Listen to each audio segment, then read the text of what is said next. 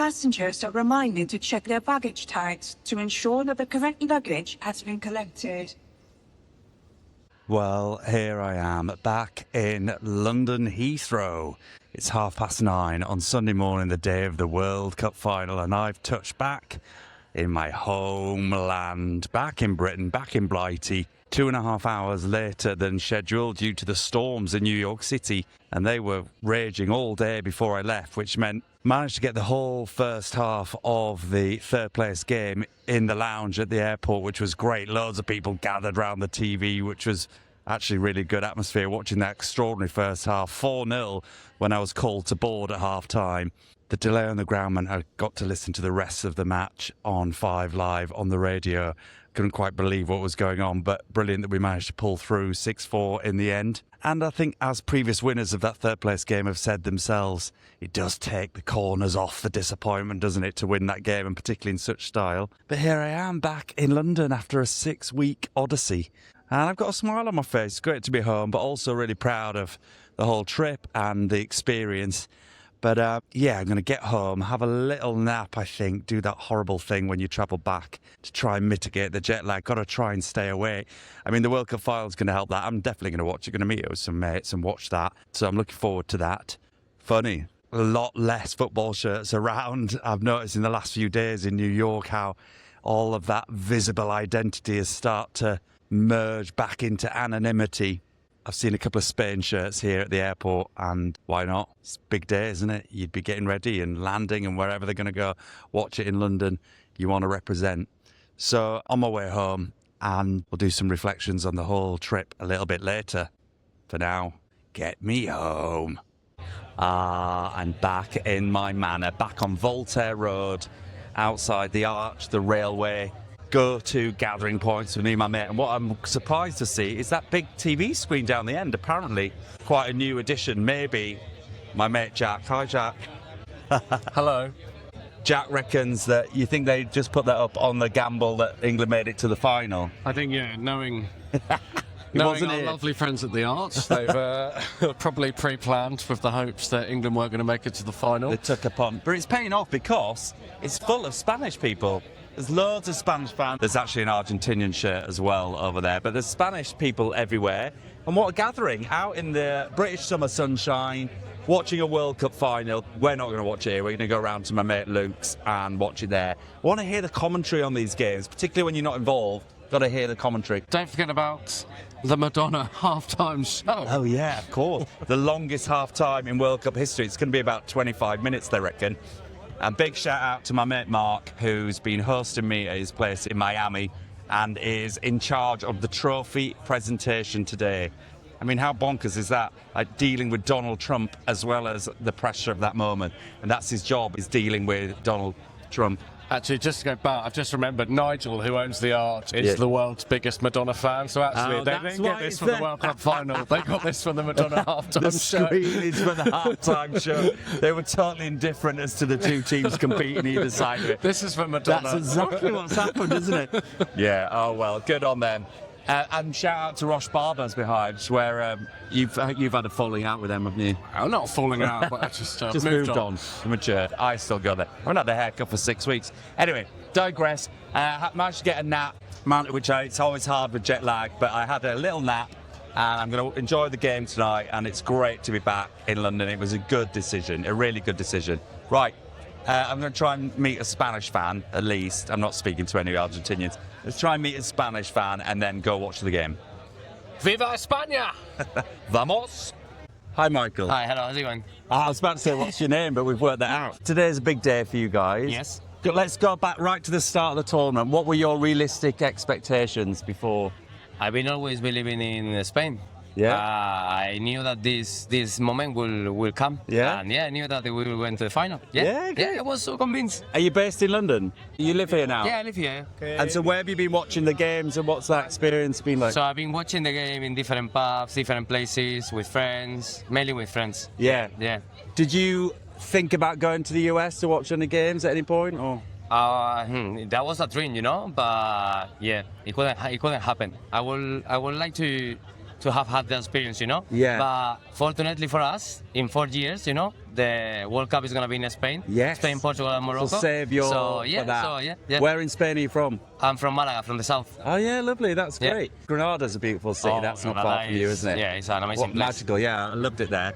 So talk us through today. Yeah. Expectation, Expectations, we are gonna win. you think? Yeah. I know that's your dream. Yeah. But realistically, you think it's Yeah, on. realistically, yeah, I think we have chances, you know, to win the World Cup because Argentina is not been playing that well. No. And if you see the national teams that they've been playing against, they are not really good national teams. I mean, they have good players, but as a team, I think we're much better. We've been playing against Belgium, against Portugal, against France. Yeah. That everyone thought, you know, that we will lose against France. Look at us, where we are now. So when you watched the England-Argentina semi-final, what was your view of it? What did you think about it when you were watching? I was so convinced that we will win. Yeah, 100%. The first 20 minutes, I was a little bit scared. Yeah. Because it was. Do you think they'll do that today? I think so. Yeah, I think so. Obviously, they have Messi. You know, we know who is Messi, the legend he is. But I think if we keep the ball with us, that we do that really well. You do that really well. Do you think they'll do the bullying tactics they did to England? Maybe. Yeah, maybe. Yeah. But I mean, you're forewarned about that, right? I mean, I think you'll face up to that a lot better than we did, probably. Yeah, probably, yes. I don't think that Spain is gonna put the defenses at the back and, you know, waiting for Argentina to. We're gonna control the ball. We will win the ball. That's the thing that we do the best. So I think we are gonna keep the ball for us. So let's dare to dream for a minute. You win in a few hours tonight. Where will the party be? What will happen? Where do you think? Here, right here on Voltaire Road. With my people, with my friends. Yeah, yes, who's here 100%. with you guys then? How do you all know each other? So I have some friends from I have a friend from Malaga, a friend from my workplace, friends from my team, the team that we play here, Bulls, London Bulls, the best team here in You London. play football, do you? Do you play football? Yeah, we play great. football. Yeah, all these guys play football. What's your position? My position, I play as a right back, like Pedro Porro. That's my guy. Amazing. That's so good. Well, I mean, I think everybody in Britain is Spanish today. We're so want you to win, and you've been handing out the little face paints. You look great. Great stuff. Great. All the best of luck. When I win today. Vamos. Thank you. Vamos. It was really nice. Thanks, Thank you. Michael. Yeah, thanks, mate. Oh, it's half time in extra time. And having been at my mate Luke's with Jack, watching the game, oh man, the jet lag really kicked in at that 90 minutes. And when it was 0-0 at 90, I thought I've got to go home and try and get back for this part of extra time and possibly penalties. And so I started listening to it on 5 Live. I was just cycling back again. I was just all of that irritation and frustration with the Argentinian approach to playing flooded back into my mind. And I think we've just got to stop celebrating what is an abhorrent sporting culture. I'm listening to commentators say it all the time, things like they really are the master of the dark arts. They really are masters at taking it right to the edge and using this language which is celebrating what is in any other context known as cheating, as rule breaking. And we've got to stop celebrating it and wrapping it around this sort of language and calling it art. It's not art. It's unsportsperson-like. It's cheating. It's gamespersonship. It's abhorrent. It's horrible, horrible sporting culture. And Argentina is a horrible sporting culture. We see it not just in football. We see it in other sports. And they shouldn't be celebrated from it. And if FIFA want to claim this to be the biggest showpiece event of the world and celebrating culture and bringing people together, yes. And Spain have just scored. Get in. And that's what Argentina deserve. Amazing. Great. Class, technique, sportspersonship prevailing.